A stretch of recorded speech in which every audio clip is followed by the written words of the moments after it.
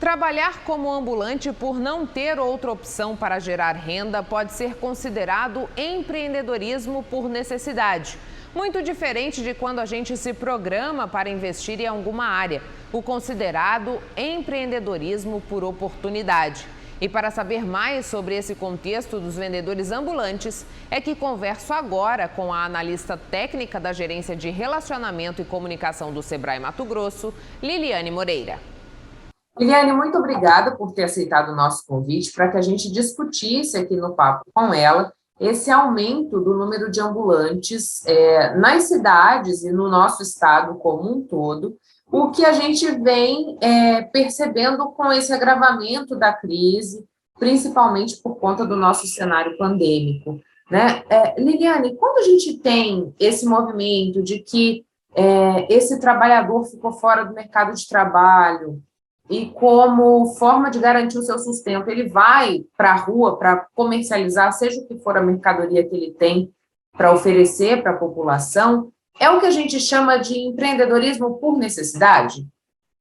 É isso mesmo, Michele. Então, aquela pessoa, né, que deixa o mercado de trabalho e aí ela passa por uma condição de empresário, né? Na verdade, aquela pessoa, aquele empreendedor que trabalha por conta própria, né? E que não fez um planejamento prévio, ou seja, ele pegou primeiro aquela habilidade que ele já tem, né, o recurso disponível e optou por empreender por não haver no mercado de trabalho, né, mais opções para ele. A gente chama esse tipo de empreendedor por necessidade. E aí, qual é o risco a que esse tipo de empreendedor está suscetível, Liliane? Veja bem, esse tipo de empreendimento, ele por si só, ele já representa um risco por não ter tido planejamento, né? Então, o fato da pessoa não se planejar, não perceber se o mercado está apto para aquele tipo de negócio, para aquele tipo de produto ou serviço que o empresário vem oferecer, isso já representa um risco para a atividade. Tá? Outro fato importante, que muitas pessoas optam por não formalizar o negócio, porque ela está recebendo, muitas vezes, até o seguro-desemprego. E se legalizar, ela perde o seguro-desemprego. Então, essa pessoa ela corre o risco de receber uma fiscalização, né? E tem a questão também da empresa, ela ter uma certa, como a gente pode dizer, um respaldo perante a sociedade tendo um CNPJ. Então, eu vou confiar mais no empreendimento legalizado do que um empreendimento sem os devidos registros. Então, isso também é um risco para essa atividade. Outro ponto que a gente tem que observar é que esse negócio, se ele quiser permanecer no mercado, né, aumentar e ganhar força, ele porventura precisar de um financiamento, ele também não vai conseguir ou vai conseguir com juros altíssimos, com limites também bem menores, bem inferiores aos das empresas registradas, por simplesmente não possuir um histórico financeiro e nem um registro do CNPJ, né? E, além disso, a gente também acredita que o mercado ele fica menor, porque eu não posso vender para outras empresas, eu não tenho nota fiscal, muitas vezes não tenho maquininha de cartão de crédito.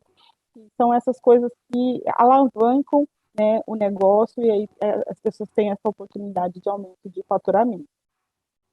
Na experiência que o Sebrae tem nesse manejo com os empreendedores, né? Esses ambulantes que a gente vem percebendo nas ruas, Liliane, a gente tem algum tipo de levantamento para dizer o que eles mais comercializam, quais são as regiões que eles preferem estar por conta do movimento? A gente tem alguma informação nesse sentido? Bom, a gente, dos que estão na informalidade, ainda não tem nenhuma pesquisa que aponta a quantidade de empreendedores, mas em relação aos que vêm se formalizando, e aí a gente tem um empresário que se formaliza, uma característica, que é o microempreendedor individual, que ele é um empreendedor que apresenta o menor risco para a atividade, porque o custo é menor, né, existe mais facilidade tanto para abrir quanto para fechar, então muitos desses optam por se legalizar como microempreendedor individual. Desse, sim, a gente tem dados, tá?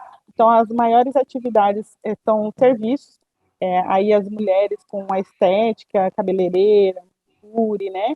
Essa é a atividade que está no top 1 do ranking das atividades mais formalizadas.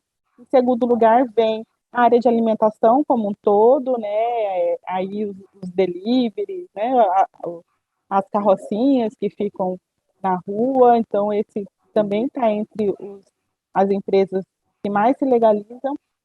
Os prestadores de serviço em geral, que prestam serviço de elétrica, hidráulica, pintura também, tem um grande número de empresários registrados, e também comércio de roupas, então as próprias sacoleiras, né, ou o mercado online também é uma coisa que está crescendo muito ultimamente, porque as pessoas, por ter ficado em casa, criaram um hábito, né, de consumir online, então são negócios que têm crescido bastante ultimamente.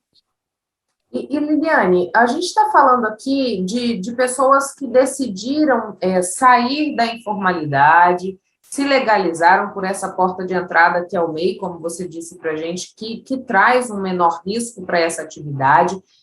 Além de abrir uma gama de perspectivas de negócios, quais são as outras seguranças que estar legalizado traz para essa pessoa que decide entrar nesse universo do empreendedorismo? Tá. Além de tudo aquilo que eu já trouxe, né, que é a questão da fiscalização, do crédito facilitado, da própria reputação do negócio, né, o mercado com a possibilidade de emitir notas fiscais, ter máquina de cartão de crédito e tudo mais, tem um outro benefício que esse empresário tem, que é a sua seguridade social. Então, ele ao pagar os impostos que são inferiores às outras empresas, no máximo 60 e poucos reais por mês, ele já contribui com o INSS. Desses valores, 55 reais é para o INSS, e aí ele já tem direito à licença maternidade, seguro-desemprego, auxílio-doença, a própria aposentadoria, né? Então, ele já contribui com o INSS, e aí ele já vem garantindo esses direitos aí.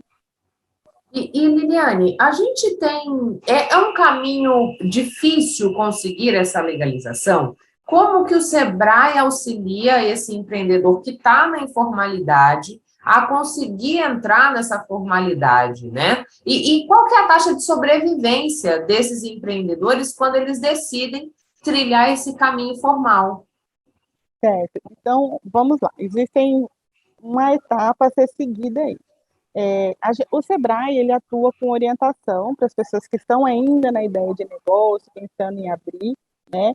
Então, a gente tem um trabalho que a gente chama de ideação, que a gente trabalha a ideia do negócio antes de abrir, para diminuir o risco desse negócio dar errado. Então, a gente tem esse trabalho de orientação para aqueles que estão ainda com a ideia de negócio. E aí, optando por ser microempreendedor individual, a gente consegue até mesmo registrar esse empresário, porque o registro do microempreendedor individual ele é pela internet, tá? No site do governo federal, que é o www.gov.br/MEI. Se for uma outra categoria de empresa, como a microempresa, uma empresa de pequeno porte, aí a orientação já é procurar um contador, que o contador ele faz o registro. O microempreendedor individual, a formalização ela é na hora. Já a microempresa, empresa de pequeno porte, ela vai depender, né, do município que a empresa está abrindo.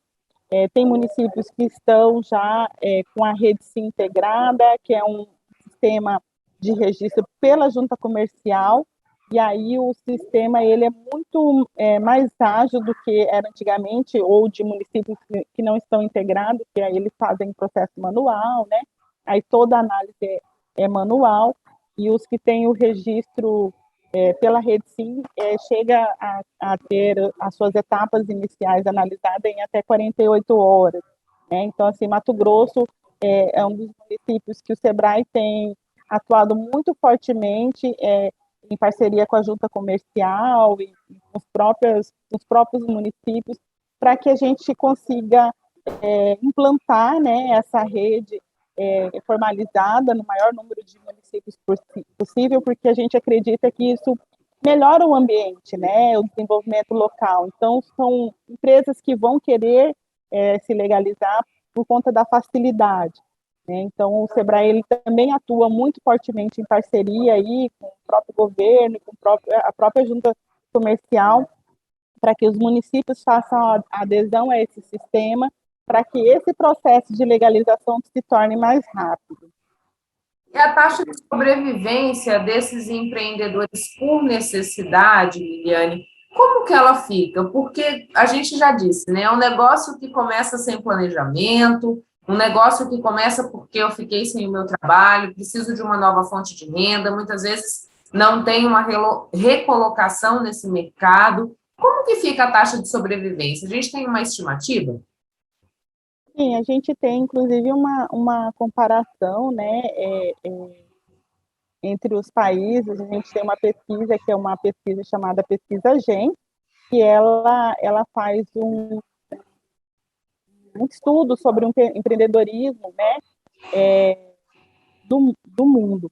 Então, assim, existem vários dados, né? A gente tem, primeiro, o dado que aponta o empreendedorismo por necessidade, que já se tornou maior do que o de oportunidade, né? A gente já, durante um período, a gente já teve o empreendedorismo por oportunidade, em alguns momentos, ele se destacou em relação às necessidades. Então, hoje, por necessidade, ele está um pouquinho maior, tá?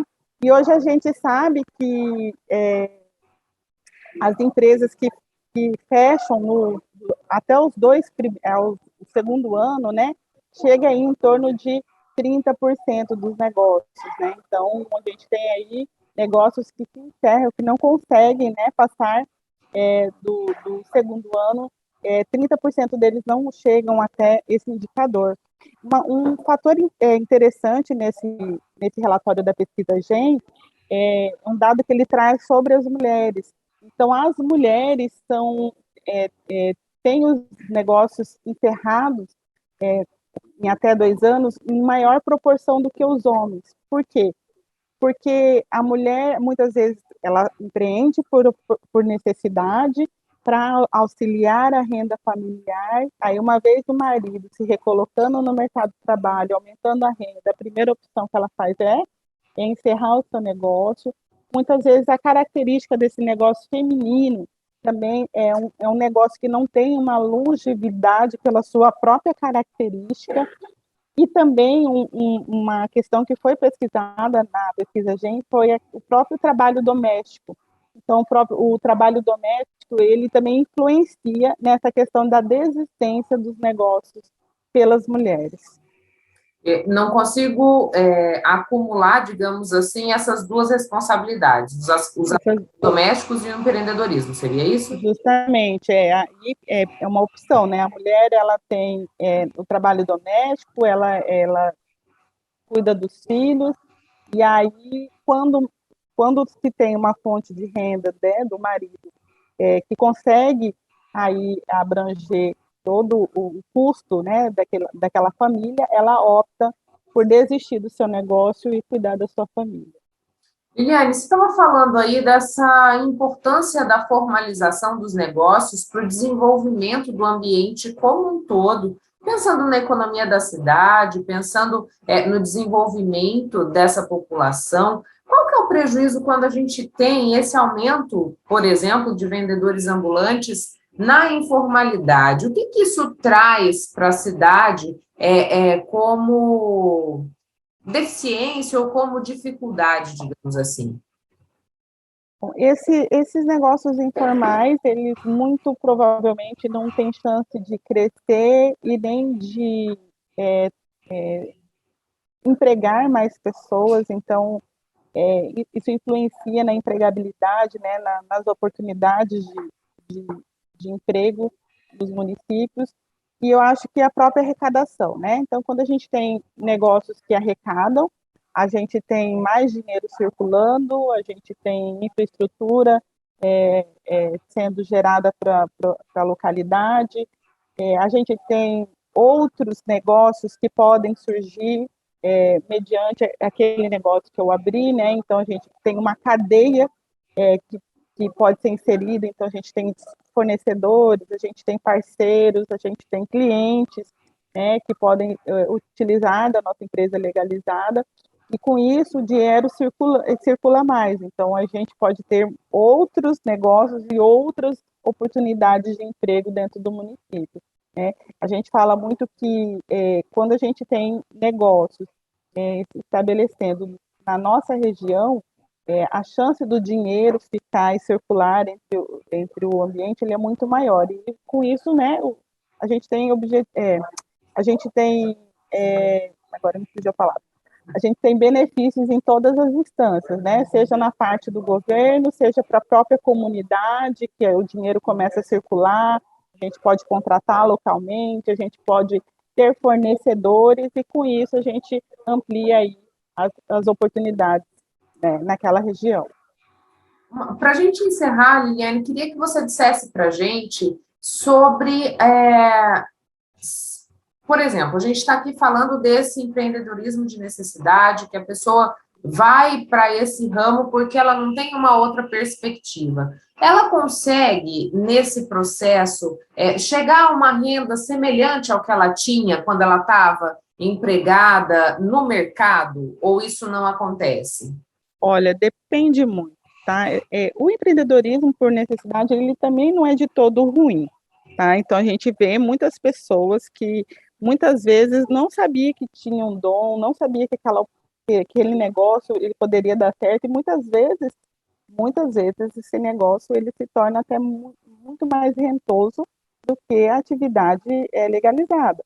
Mas existem vários fatores que influenciam o sucesso do negócio, né? A gente já falou, que é o próprio planejamento da abertura desse negócio.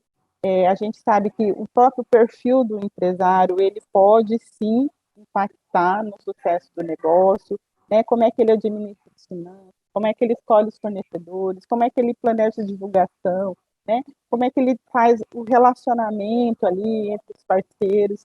Então, existem vários fatores que podem influenciar o sucesso desse negócio. Não existe uma fórmula mágica que a gente consiga falar, olha, empreender vai ser mais benéfico do que o seu mercado de trabalho, né? Então, tudo depende, e aí existem vários fatores que podem influenciar. Não saia daí que a gente volta já já.